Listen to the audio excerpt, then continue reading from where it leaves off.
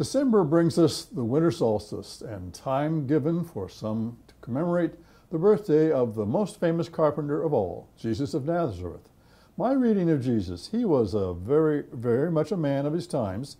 He was punished for his unusual opinions and actions. He was representative of cultural and social changes going on in what we knew as the civilized world.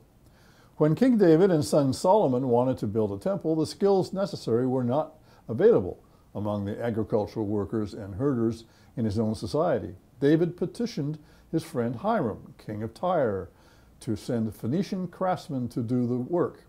Phoenicians, an offshoot of the Semites, were a manufacturing, commercial, and seafaring nation. The Old Testament describes Phoenician craftsmen as skilled and cunning in stone and timber, and good at solving all sorts of technical problems. They taught many Israelites their crafts, and probably took them into their membership of their craft unions. The Israelite craft workers realized the urgent need of the organization to protect their craft and their wages. It stands to reason that a carpenter working but a few miles from the capital city of Jerusalem might be a union member, and he would be apprenticed, and maybe even to his father. A good union member, his sense of justice, would be part of what got him into trouble with the authorities of his day. Israel's prophets had repeatedly and relentlessly criticized the nation's leadership for betraying the poor and vulnerable members of the community.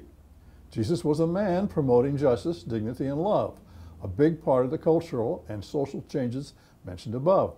It's part of what Jesus learned in his union.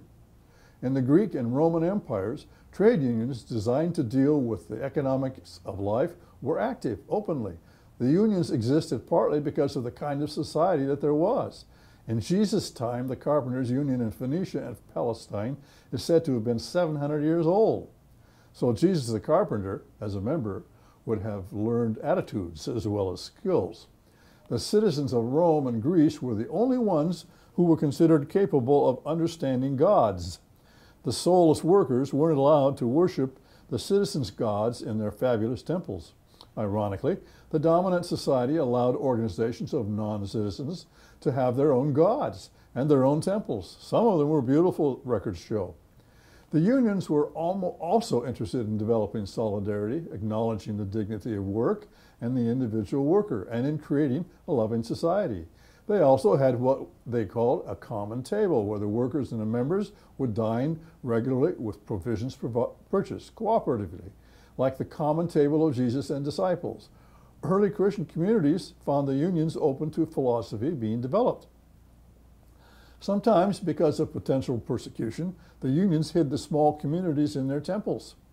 When the new communities were developing, they adopted some of the union practices. The unions took Sunday off. The new communities wanted to be different from both the Jewish and the citizen traditions, so they adopted the same day.